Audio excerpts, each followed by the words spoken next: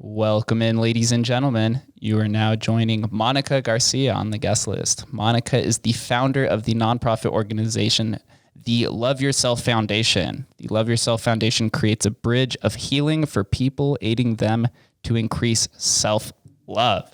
I love the mission. Monica, thank you for coming on. Absolutely. I'm really excited. Thank you for having me. Yeah. And now, as we were saying, throughout the rest of this conversation, I will be referring to it as LYF for short, so I don't have to exacerbate myself over the time. For sure. So tell me a little bit about yourself. Obviously, well, for the people who are listening, Monica was brought to me from a former guest. So for those that are listening that are former guests, thank all of you guys and all the listeners. We're growing the show pretty great at a fast rate. So I'm very, very honored to have Monica on because if you guys know, I love nonprofit organizations.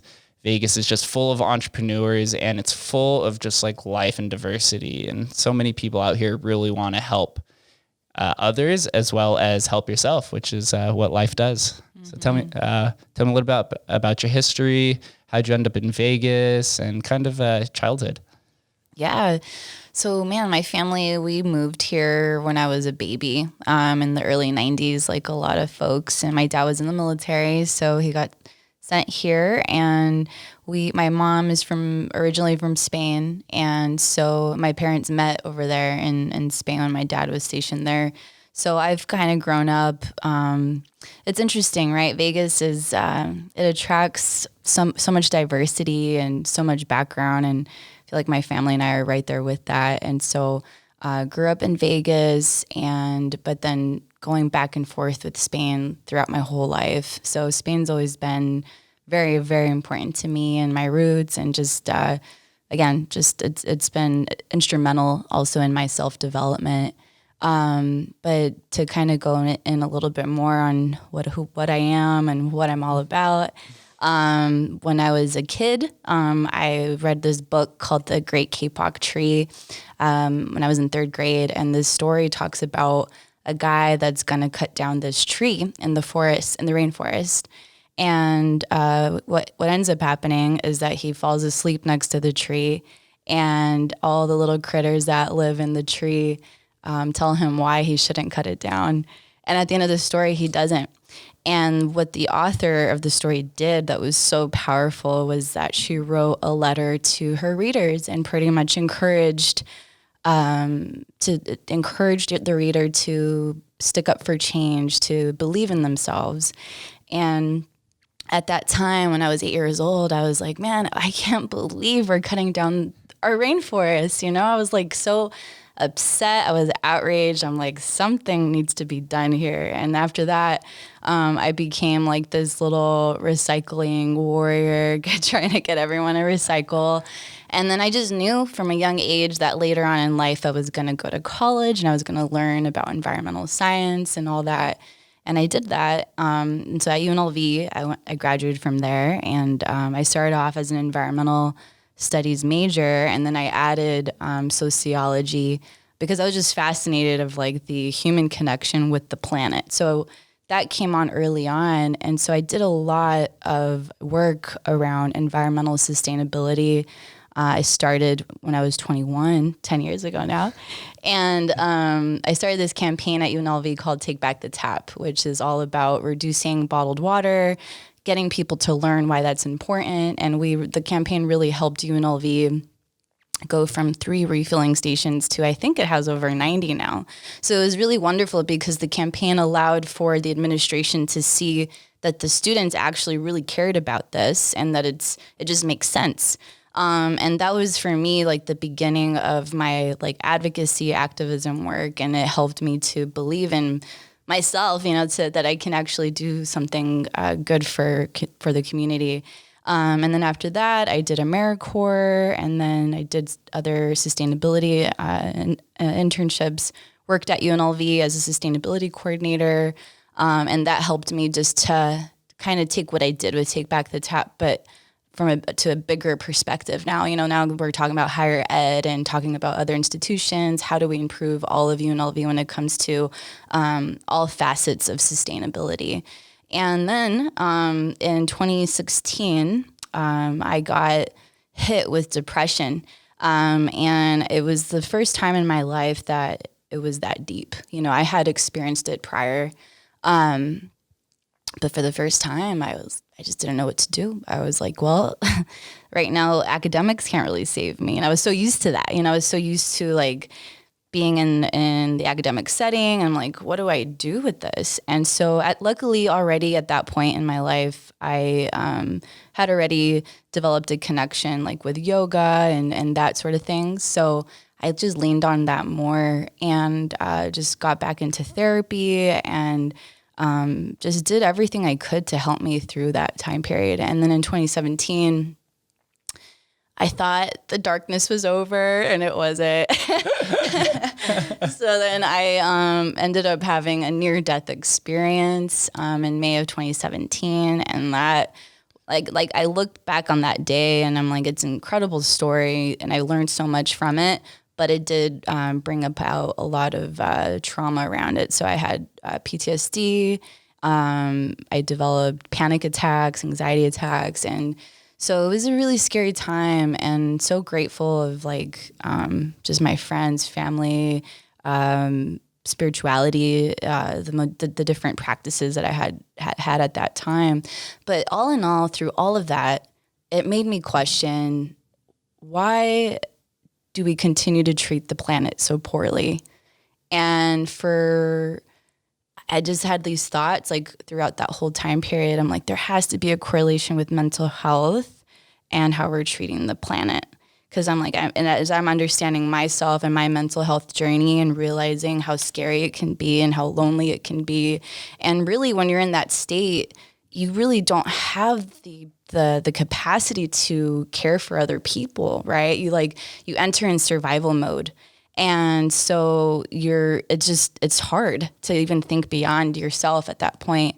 And so as I was healing and getting better, I was like, I think there's something to this. And I also even went through a period of suicidal thoughts. And when I was going through all of that, I just knew that a big change had to happen in my life. And so one of my dreams was always to live in Spain. Like I had grown up visiting every summer and spending my summer months there with my family. But when I was like healing and confronting all this stuff, I actually went to Spain that summer of 2017, and I saw myself just like healing at a more rapid pace. And I just had this thought, I'm like, I think this is the year. I think I need to stay in Spain. But I knew my family was not going to be happy because that meant that I would have to quit my job at UNLV and, uproot. But I just felt this deep calling in my heart that was like, man, you have to stay here. And so I went with it. I was like, you know what else do I have to lose? I've already seen death, and I've kind of, grown from that experience. Even if I mess up, oh well, right? Like I'll just go back to the United States. It's not a big deal. And luckily, my mom, thanks to her, I'm a dual citizen with Spain. So it allowed for that flexibility, which I'm super grateful for. But yeah, so I had stayed in Spain and everything just fell into place. And I started to teach English to little kids. And I saw it as an opportunity because up until then, I didn't have a ton of experience working with children, more so with young adults. So I was like, cool, I'm going to expound those skill set and I'm going to work on this idea that I have like this. And when I started to do all this, those suicidal thoughts left. And I read this really good book that I really recommend. It's called The Hidden Wholeness.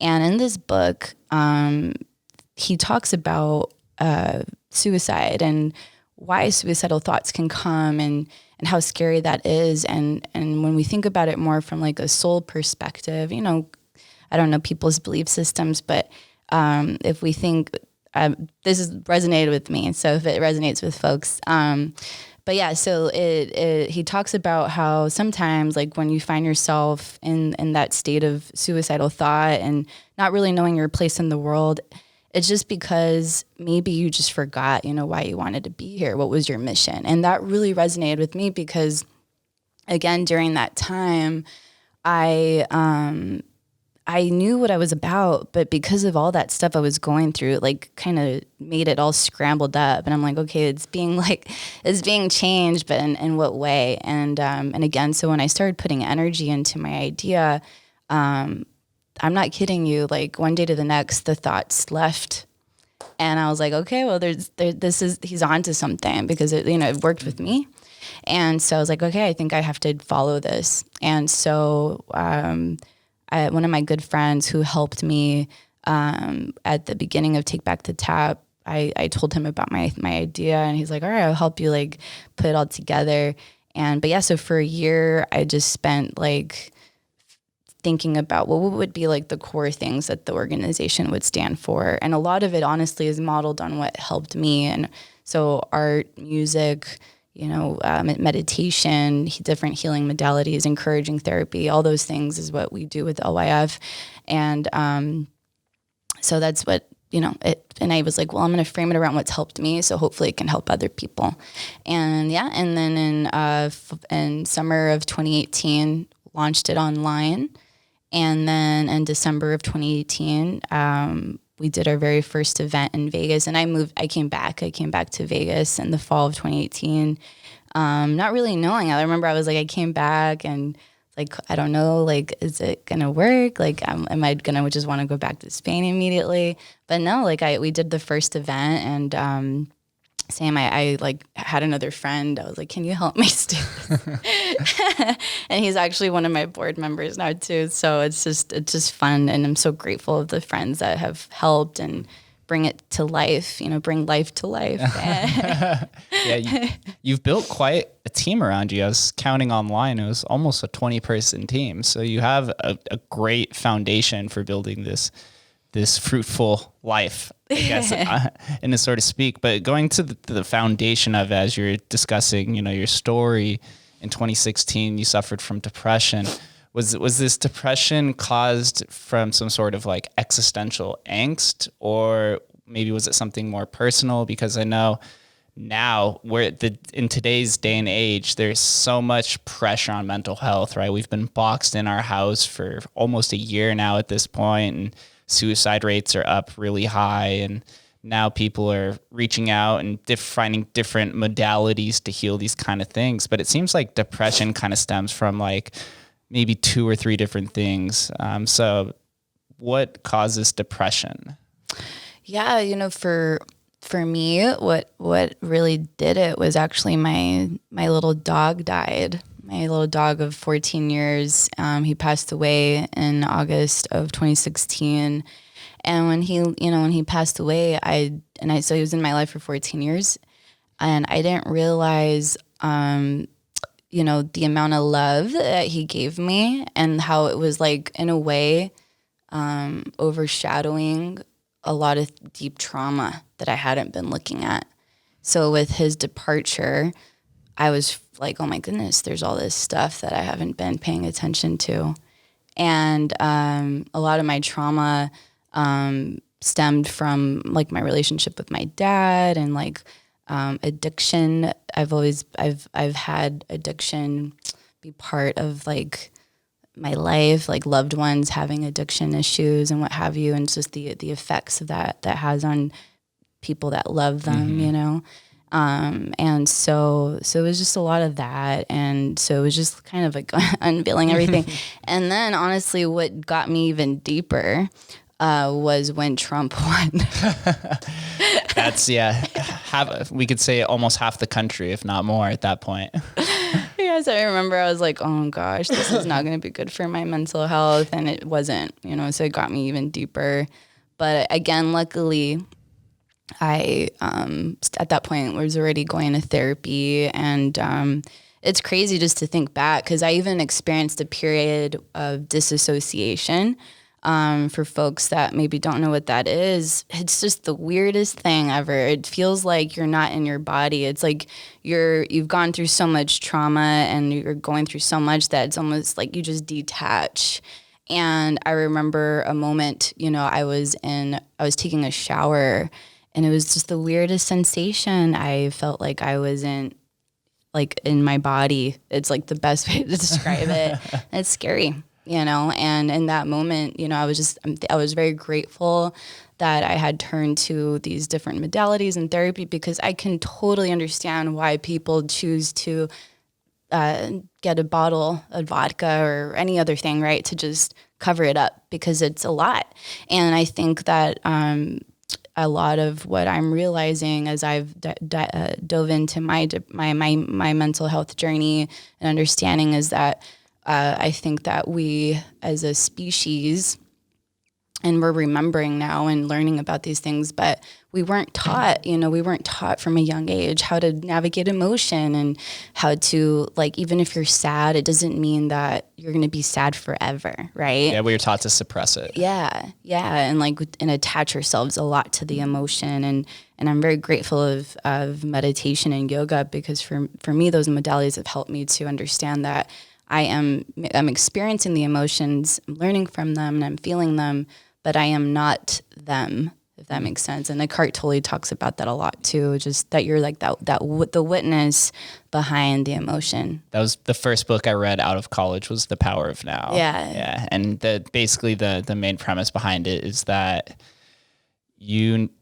when you're experiencing these different types of emotions, whether they're good or bad, you need to be aware that you're experiencing them, and almost like be an observer of your mind, and to kind of just like let it pass. Because if you just continually stare at it and realize what it is, it won't go away. So It's just like something that just like you said, is temporary. Yes. So he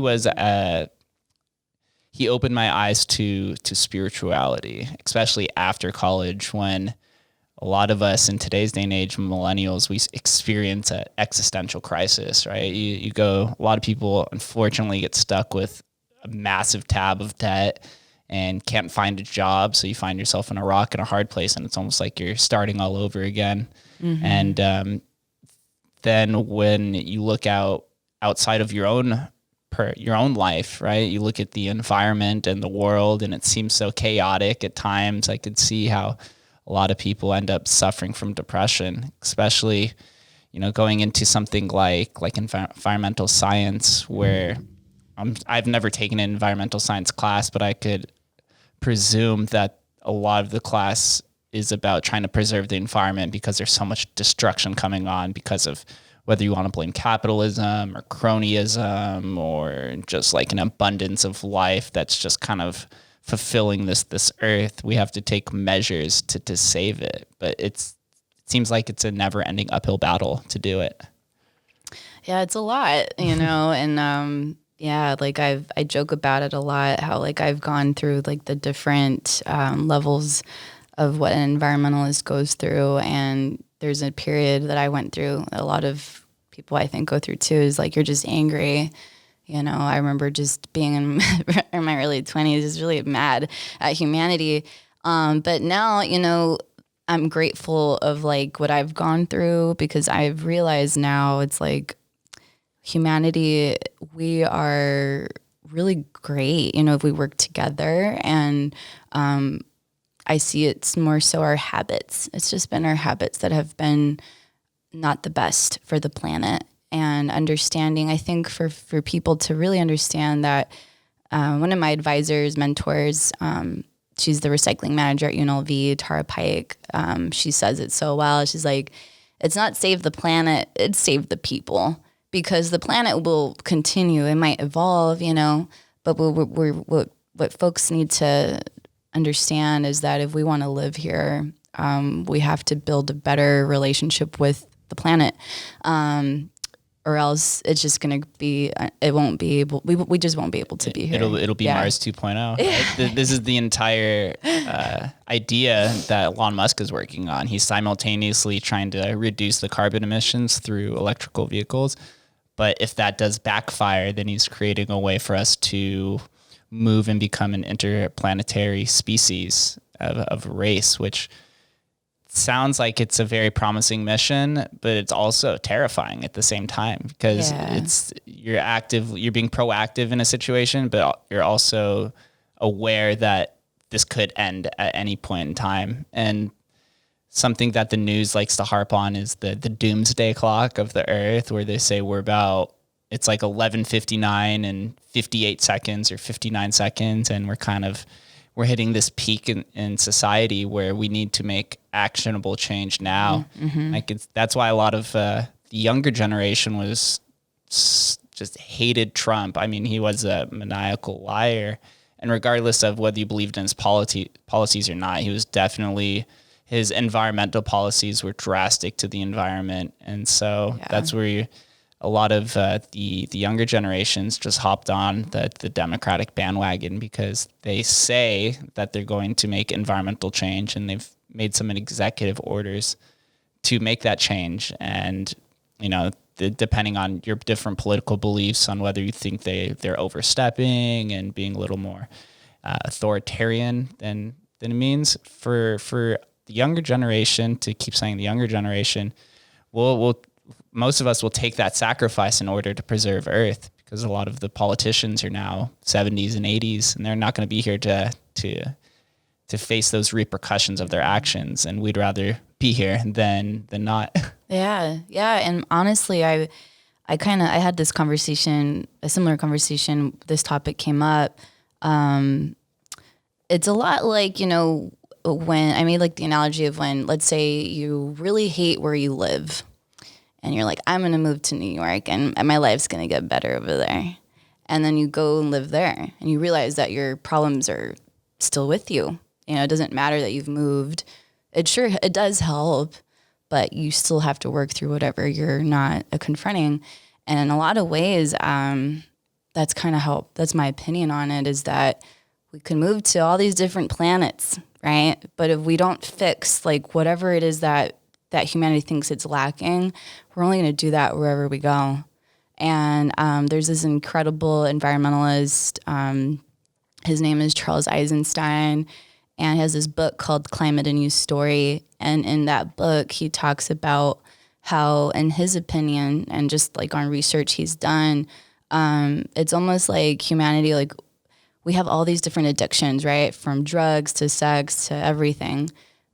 And he thinks that a lot of it stems from our lack of connection with nature and our lack of connection with each other, you know? And it's like we're on this constant, like, seek external, just wanting to stimulate ourselves. But in reality, like, we have so much, you know, and Earth is literally giving us everything every day, you know, from like the clothes that we're wearing to the water we're drinking.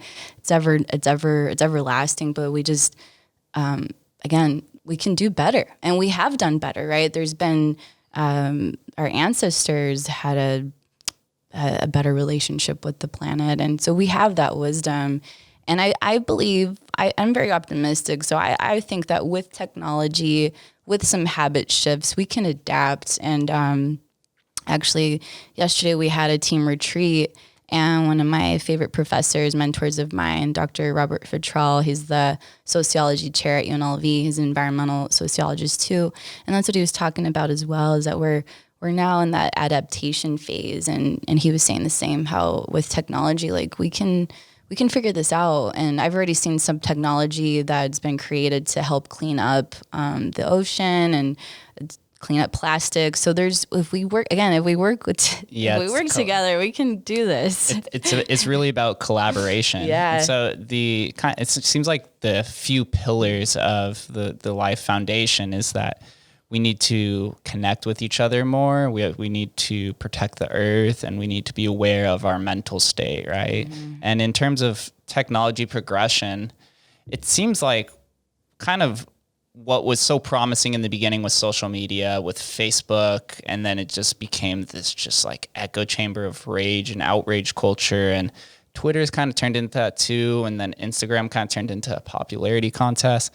But some of the new social media platforms seem to be a little bit more promising and connecting, like on like TikTok, for example. Mm-hmm. If you ever scroll through it, people are very cheerful. It's very like dance, connect, laughing, sharing the wealth. The TikTok community seems to be dominated by Generation Z, and they don't seem as, I wouldn't say maniacal, but they may be depressed as a generation, but they're aware of it, and they can look and see the light from it as well. And another social media app that's been popping up is Clubhouse. Yeah. Mm-hmm. Clubhouse is awesome. I've been using it, and there really the kind of main idea behind it is change from most of these different clubhouse rooms. Like they had Elon Musk on there yesterday to listen to, and he's That's talking awesome. about interplanetary species and kind of some of the same ideals that we were just discussing. So it seems like the ethics are starting to return to these social media platforms where we can then therefore connect with each other again and understand our mental health and better each other and kind of group this understanding that we need to band together if we are going to survive and protect the earth. Yeah. Yeah. No, I'm optimistic about, I've just started, like I just created my account on Clubhouse, and we're as an organization going to dive into that too and see how we can connect there. But I'm excited of that and the shift that I'm seeing. And at the heart of it, right, I do believe that we haven't forgotten, humanity, we want to connect. And I think that COVID, as traumatic as it has been, has shown us that how much we want to connect with each other, right? And how much we miss just having the regular meetups maybe that we'd always have, or the music festivals we would go to, all these things where we would congregate. And a friend of mine put it well, and she's like, we had all this opportunity, but were we being present with each other? And I think that with COVID, I think it's helped us really dive into ourselves and helped us to understand, well, what connections actually nourish me, and how can I show up and be more present in life? Yeah, COVID's really forcing us to be present. And for some people, it drives you insane because you're present locked away in your house. And for other times you're more present and now you realize what those nourishing relationships are and you go visit your parents more, or you FaceTime more. I never FaceTime, and now I FaceTime all the time since coronavirus. So I have seen a lot of new connections. There's a exponential amount of podcasts are popping up more. And most of them are very mission or purpose driven to connect each other. Like I've used this example a few times, but like long form conversation podcasts, this kind of long form was something that used to happen in society 20 years ago. But then when social media came in, they kind of like divided the long form and normal conversations and instead said, now you're just going to get like 20-second sound bites or 280 character limits on your friends. Yeah. And it really divided people for such a long time. And I think that's what caused a lot of the outrage. But now, as technology is progressing more, you start to see more of these impactful missions and mission-driven causes, and even even with Wall Street bets and this kind of crazy thing that's happening, some of these hedge funds and investment companies are now investing in social causes and renewable energies, and it's not just about profiting anymore. And it is going to be a slow change to this model. But I already see it happening with some famous Silicon Valley people. Named one is like Chamath Palihapitiya. His company is called Social Capital, and he was an early investor in a bunch of these social media companies like Facebook and Twitter.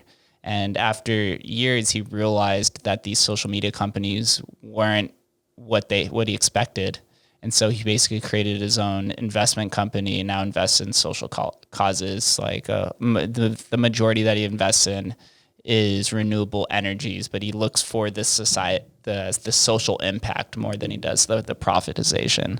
That's awesome.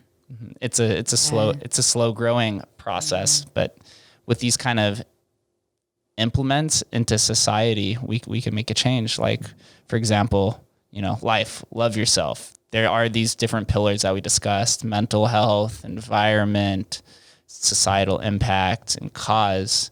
Are there any other pillars to life that we haven't discussed yet? I guess just the celebration of art and music, how important that really is in our mental health, and really just kind of taking an audit, of what you're listening to. Are you listening to things that inspire you? Are you listening to things that nourish you? I can tell you that, when I was in the nitty gritty of dealing with these suicidal thoughts, I did a variety of things to help me through that, but music was huge. And I listened, and I love this band, their local band. They're called The Leak, Lique, and they have this song called I Am. And throughout the song, they have the staple part of it is like, I am love, I am joy, I am peace. And that repetition was so helpful for me during that time. Like, I swear I would put it on every morning just to remind myself that these thoughts might be here, but I am not those thoughts, And it's really crazy, when you go through, when you're really just kind of like trying to prove to yourself why you want to be alive, and like you just dig deep, and in reality, yeah, you do these things to help you, but at the end of the day, it's really leaning into your heart and really, again, proving why you want to be alive. Celebration is very important, because we do get focused on this anguish and this peril of where society might go in the direction that we do not want it to go. But when you hang out with someone, when you socialize, when you go out and celebrate, these ideas that kind of just rot your mind tend to disappear for a temporary time, and you become so much more optimistic, especially through different various forms of art, whether it's music. The cool thing about music is that anytime you listen to a song, it brings you back to some certain specific moment or person that it reminds you of. So it's very therapeutic in a sense. I used to be a big music festival kid, and I can tell you there's dozens or hundreds of songs that bring you back to specific moments at the music festival with your friends, and it's just like, it's nothing but blissful happiness. Mm-hmm. And it's a very rewarding thing to go to turn to. And then you have like painting and art, and I was talking about creativity and artistic expression with a previous guest. His name's Daniel Bulgatz. He runs Graffiti Park down in this area. And that now creativity's transitioned to not just the physical arts, right? Content creation is a form of creativity. If you like content creation, God bless your soul. It's really tough in my opinion, but there's you could be creative with building different businesses or building a social cause. Like, that's creative. And when you're younger, you don't think of that, right? Yeah. You just think of like Picasso. Oh, he's a creator. But now, with so many different tools that society offers with the evolution of technology, we have so many different mediums that we can translate or transmit our artistic expression through. Yeah, absolutely. And I'm happy you touched upon that, because I think, all of us, every human being has a gift, and if your thing is to create really cool spreadsheets, that's really cool, because I don't make that. But, whatever your thing is, like whatever you're good at, like that's your art, that's your gift to the world. So if somebody approaches you and they like what the Love Yourself Foundation is doing, what type of services do you offer, or what is that approach when somebody reaches out to you, or you could even say vice versa when you reach out to somebody? Yeah, I mean, as of now, since we're still a young org, it's a bit, especially like navigating through the pandemic, so much of so before, right, our main thing was offering our event. We're at the Love Yourself Expression event that we do. And at the event, we have a workshop, we have a meditation, an open mic, and we feature a few different local artists. So that was it. Before it was that, like we'd offer that, and it was every month. And then when COVID hit, obviously we couldn't do the event in person anymore. So we shifted to focusing more online. And really building that up. And so now, from content creation to virtual, we did an online workshop series last year, and we did a couple of virtual events. And only now we're stepping into live streaming. So now we've partnered with Ferguson's downtown. Oh, it's a very awesome mission. Yeah, and so in December we started to do the Love Yourself Expression event, but broadcasting it. And our hope is that we'll soon be able to have an in-person audience, even if it's a tiny one, just to start bridging that again. But in the future, we're going to be launching a membership program, so we'll have more specialized content for people. we want to offer more support calls too. So we want to kind of tie into that, offer more services now. And in the future too, I'll be offering coaching and Reiki sessions with it. One of my board members, he's a massage therapist. Like everyone kind of on the team has their thing. So we're going to all step into offering that more to the community too.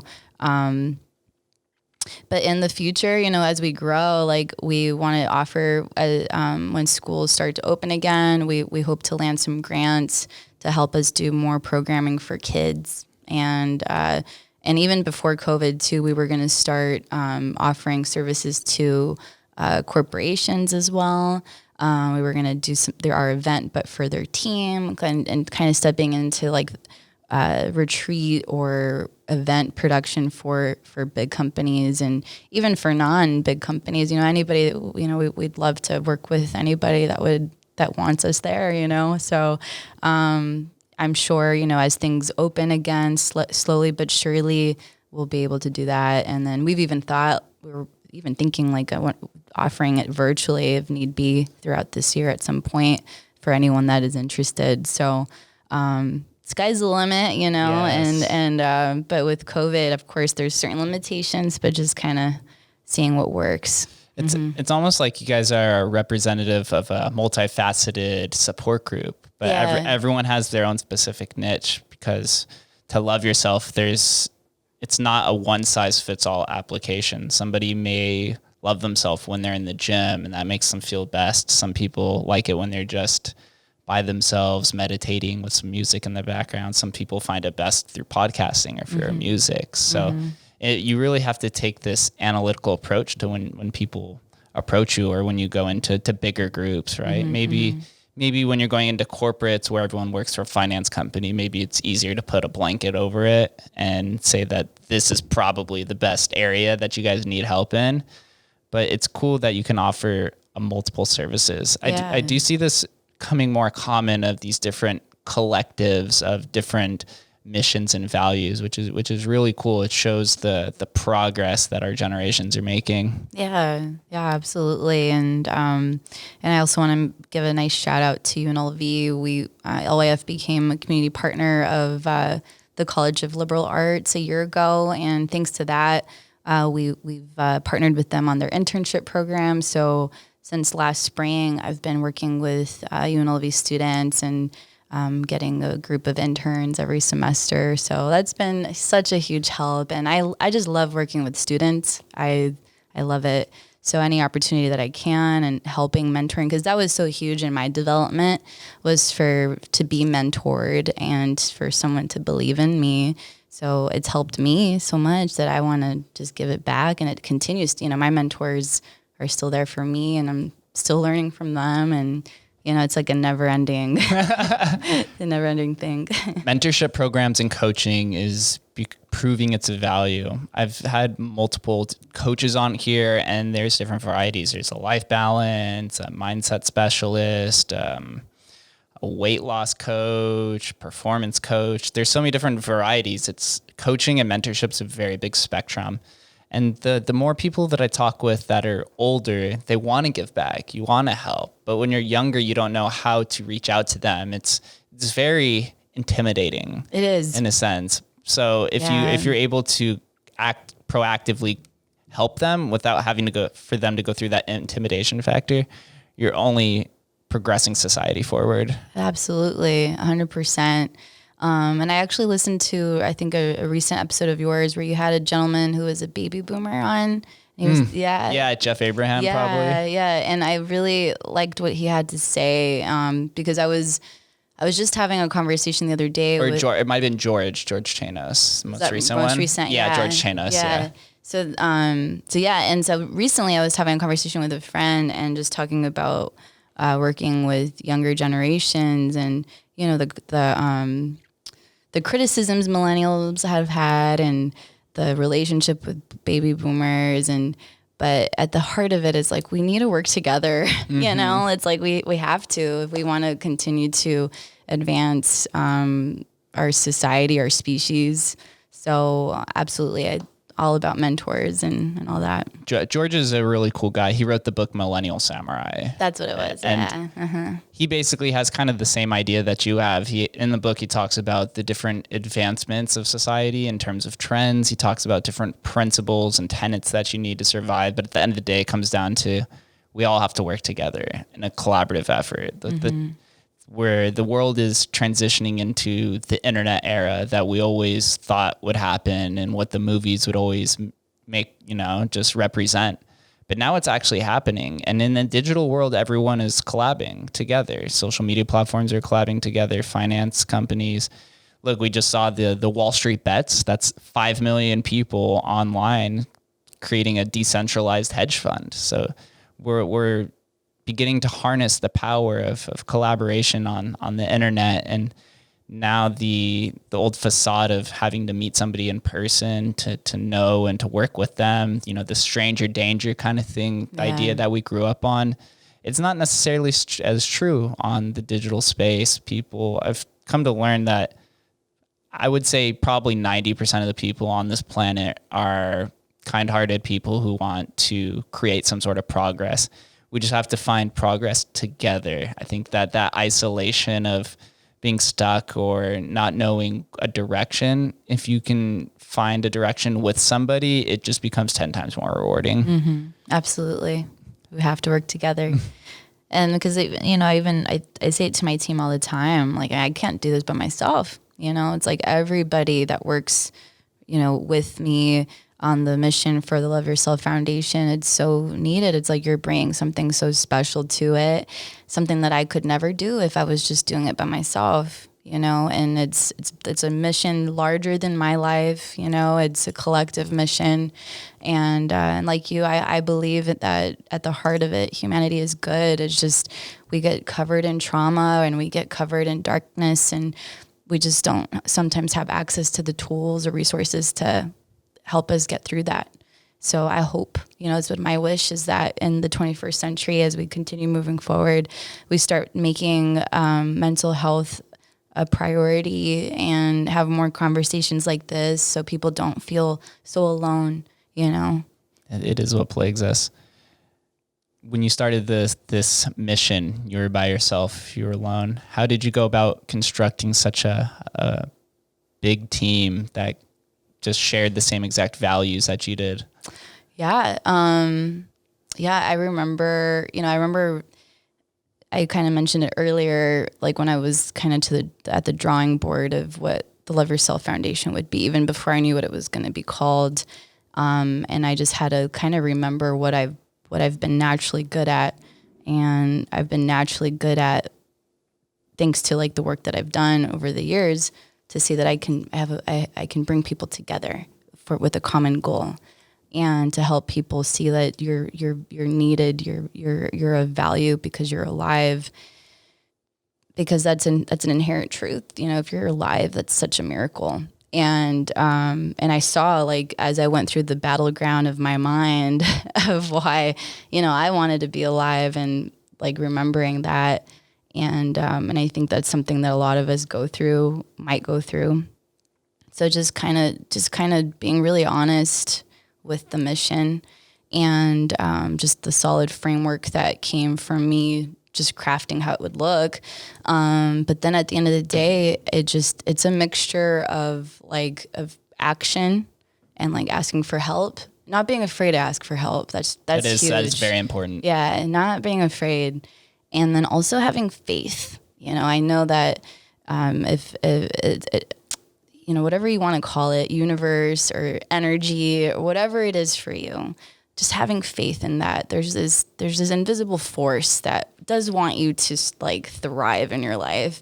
And because I knew the way that this message came to me through my struggles, and just like how there was something rooting for me, like why, through it, like whatever glimpses of hope I had throughout, I saw it to be true for me, and I know it's true for all of us. So it's just like mixture of faith and action, I would say. And I've said it like this before too, like inspired action. Like you can't expect things just to happen without doing anything, but putting those steps in motion and having that faith that as you do what you think you should be doing and asking for help, like the right people are going to come. And that's what's happened. I'm so grateful because it's a mixture of friends that have hopped on my team, mixture of folks that met me through the event that were like, man, I really love this mission.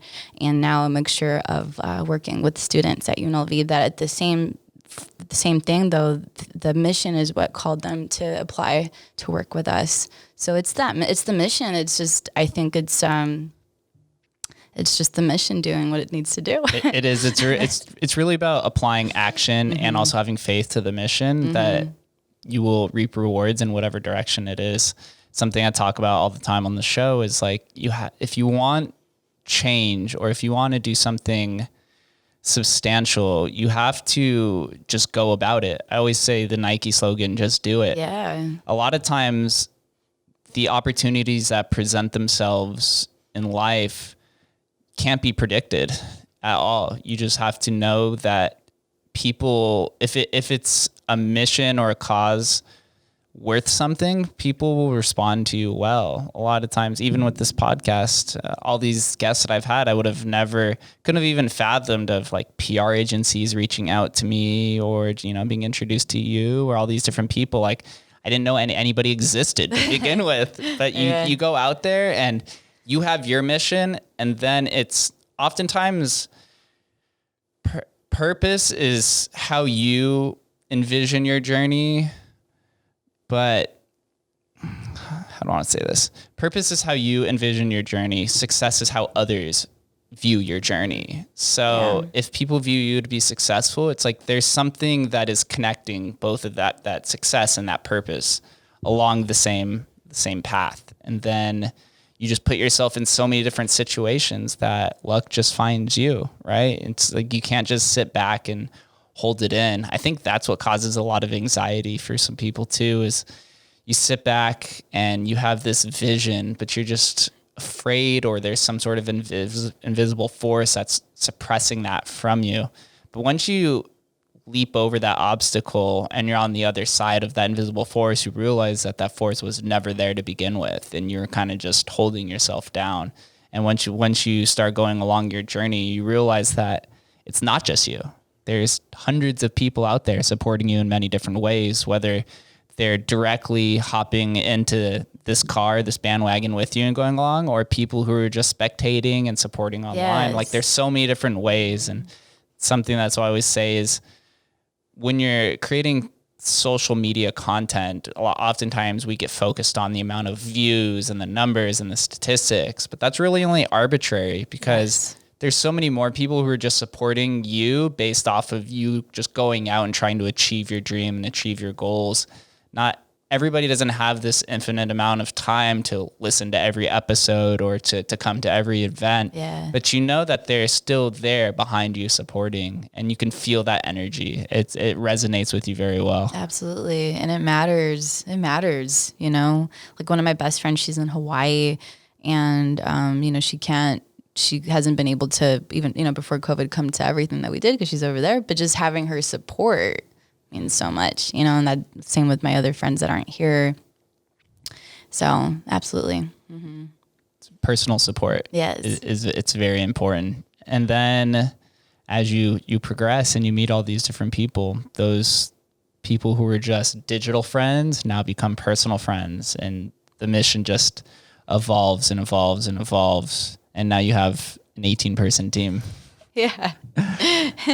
And you have all these, I'm sure when you first started, you can even imagine like having a podcast for this show. No. Like I'm sure that's something you can't really plan. Yeah. And it seems like you've had a bunch of success with it. 20 something episodes in it. Yeah. And so grateful. Another board member, she has her own podcast company, Miss Des DaCosta, and she was like, I really think we need to do this, especially, during COVID.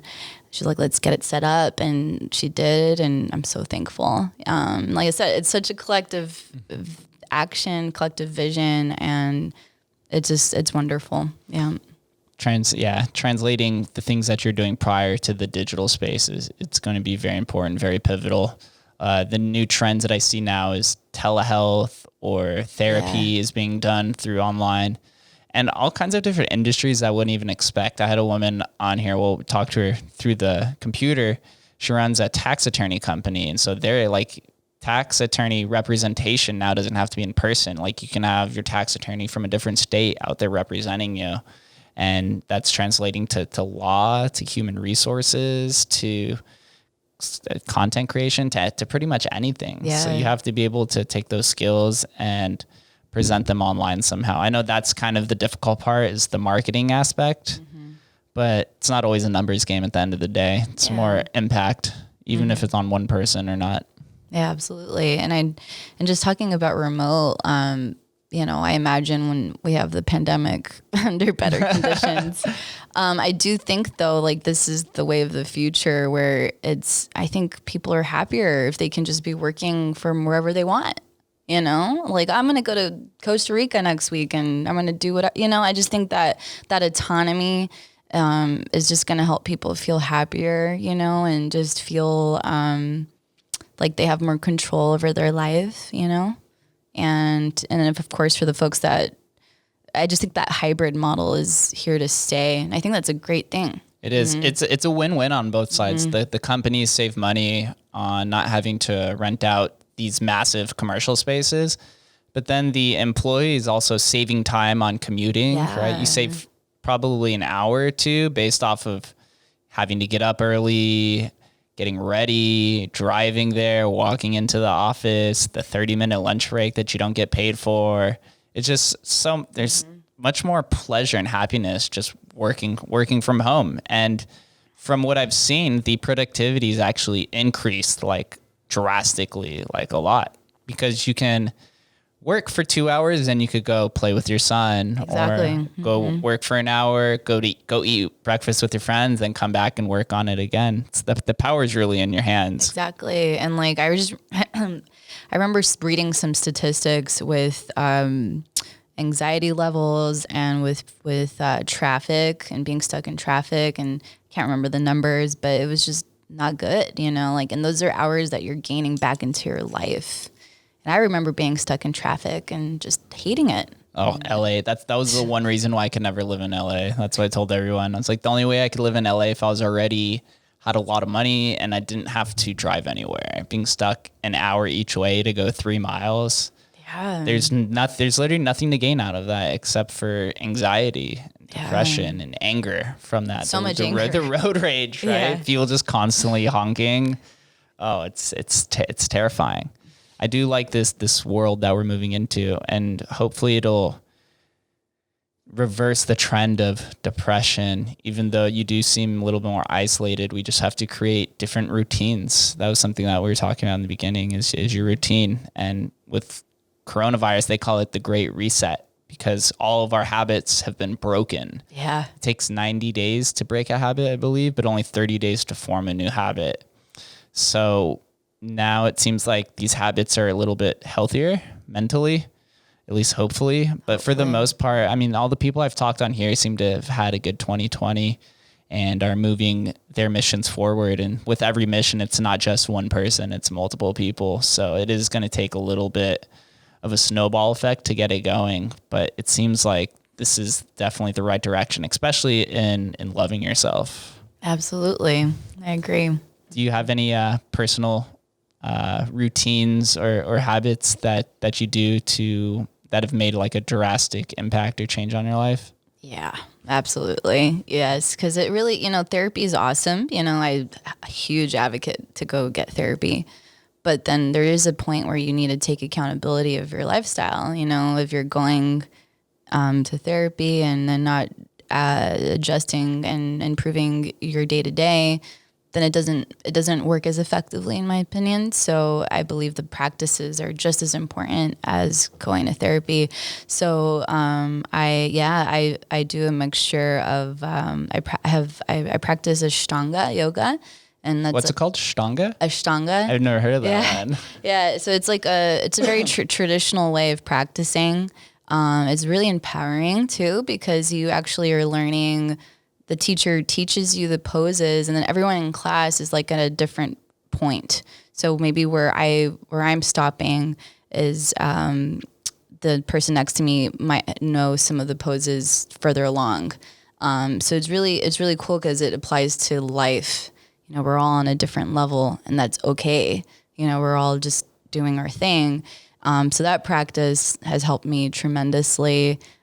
Huge thank you to my teacher, Carrie Sobek, and she's local here. And so it's a mixture of yoga most days, meditating, journaling. I practice gratitude every day. So just a mixture of writing about my day, but then taking the moment to also be grateful for the things that happened, and even maybe in the things that I wasn't so happy that happened, but trying my best to find the lesson in that.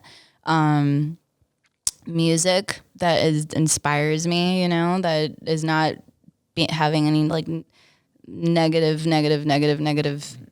words to it. And having time to like read or like, and I try my best to go out to nature like once or twice a week. That's huge for me. And yeah, it's a mixture of all those things, and diet, and what are you eating? What are you drinking? Like, that's huge. That was huge when I was healing my anxiety. Actually, I just kind of looked at everything I could do. I started watercoloring during that time because even writing wasn't enough for me, because sometimes I just didn't even have words for the angst, So just watercoloring was really soothing for me. And yeah, just expression. That's what we're all about, like expressing yourself. Like even if it's just writing a poem, like whatever it is that needs to come out. And then it's so helpful. It sounds like you did a bit of experimenting before you found these different practices to be the one. Mm-hmm. That's something that a lot of us need to be aware of. Is you might not find that creative outlet or that perfect expression first. Sometimes it takes a little while to unfold.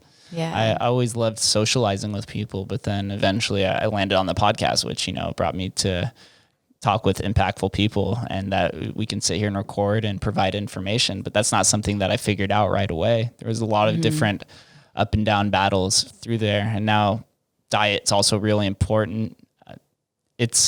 Sugar is something that creates anxiety a lot. I think now there's a lot of awareness behind that, but the sugar gives you these crashes, right? It gives you the spike of just hyper awareness, and then you crash and you feel like crap. And sometimes we wonder why, but like too many carbs really causes a lot of different mental loops, I guess you could say, or a lot of peaks and valleys because of that. So it's important. Like I've transitioned now to a intermittent fasting diet. I found that's what's been most appropriate for me. That's awesome. But I've also gone through all kinds of different ones. I did keto and carnivore and vegan, vegetarian, Mediterranean, everything. It took a while to figure it out. But once you do land on that specific match, you feel more purposeful in your mission or even your life. Yeah, 100%. And I'm glad you brought that up, because everyone is different. And however, I do highly advocate for meditation, even if it's 5 minutes, just something, even if it's you putting on a guided meditation or listening to some instrumentals just to kind of calm your breath. That's been huge in my healing. I haven't been able to master that yet. It's tough to get out of your mind. Yeah. Do you sit in a certain pose when you meditate? Do you lay down? Honestly, one of my friends, who's a local singer here too, his name is Spectrum, and he like, I love when I had him on the podcast, he's like, people overcomplicate meditating. They think you have to be, it's not that hard. Like, but it's true. It's like media makes it out to seem like it has to be this certain way. It's not, it can be a mixture. It can be laying down. You can be sitting. A great way to start. I actually just showed a friend yesterday, can I show you? And then maybe folks at home it's super simple. It's Yeah. easy. How do you do it? You would just put your right hand over your heart and then your left hand over your right hand. And then you can just take 3 deep breaths.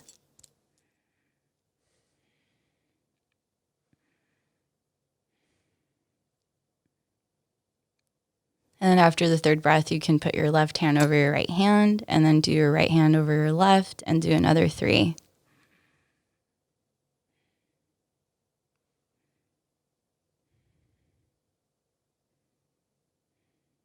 And then after that, switch your hands one more time. Your right hand over your heart and then left hand over your right hand. And for the last 3.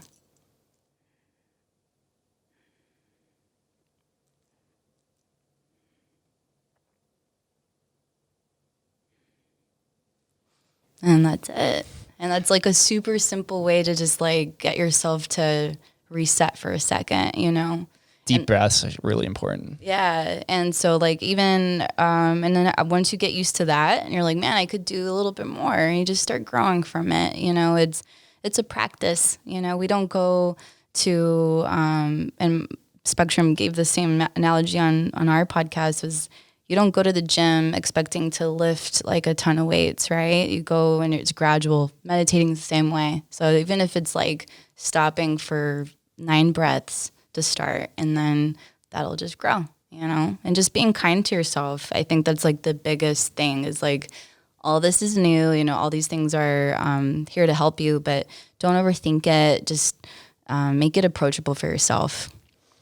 Yeah, these self-deprecating thoughts is what torments us a lot. Sometimes it's hard to get out of that loop, but all you need to do is find one easy avenue, one medium, and it can really change you completely. Yes. Like when you see people on social media with self-deprecating humor, and you notice, you're like, man, your self-esteem is really low, or they're lashing out and they just become these aggressive trolls, you know, that it's actually something that stems from inside. So you have to try to get to these kind of people somehow. And it could be as simple as a meditation, could be something as simple as a conversation, or even journaling. I keep seeing journaling pop up more and more. Maybe the synchronicity is calling me. It's time to journal. Yeah, it's like you get to practice gratitude, but I've also, a few people I've talked with, they say you get to go back, you know, a year from the day that you're writing in and see your mentality, and you get to weigh and kind of dissect the differences between your present self and your past self, and to see, are you happier? Are you feeling worse?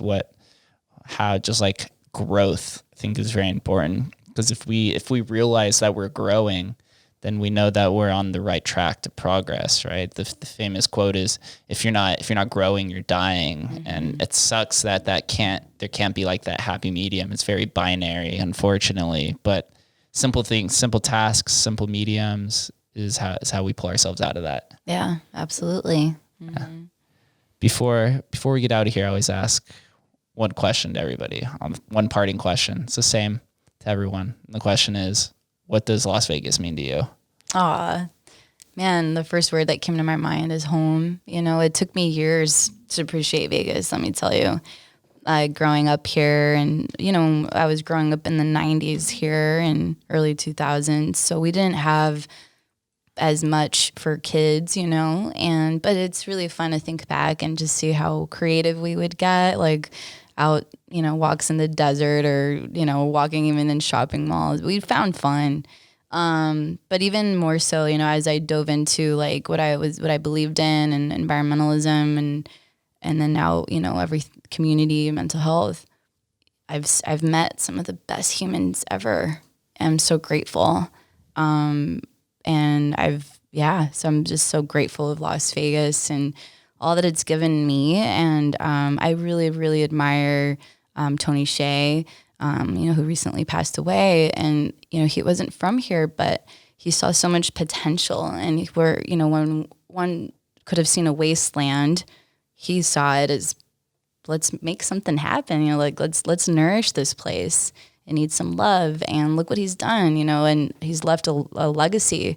And now for us folks that grew up here, like, speak on behalf of myself and maybe others too that feel the same way, is I just appreciate that so much. Because, you know, I remember, again, being younger and kind of having that same sentiment of like, what, Vegas sucks, all this stuff. But really it just takes some, like with all of us, it just takes some time, presence, love, nurturing energy. And when we take that when we make that choice, magic can really happen. And just to see what Vegas has become is amazing, and I'm so excited to see what the years will bring. So I'm so in love with Vegas, and I'm just grateful that I can call it my home. And, same with my little town in Spain, like just having those two places in my heart and just seeing how much they've given me is amazing. And I'm just so thankful. Where do I send all of the listeners and viewers to learn more about you and life? Awesome. Yeah. Well, you can check us out Facebook, Instagram, at the LY Foundation is our handle. And our website is the lyfoundation.org. We're relaunching our Twitter too, so we haven't put too much on there, but we're going to start. And then we're venturing into Clubhouse and all that. But for right now, the best spot is our website or Facebook, Instagram, the LY Foundation. Enjoy it. Check out their podcast as well. Give it a subscribe and some 5 stars so we can all grow together. Yeah. Monica, thank you for coming on. I love the mission, and I'm very fortunate to have met you and to see how you guys grow along the way. I think we all have to look introspectively. Sometimes it's hard, but it's as simple as just reaching out to somebody and they can help. It can change your life around. Absolutely. Thank you so much. I really appreciate being on here and equally grateful to have met you. So thank you. Thank you. Thank you guys for listening. We will catch you next time.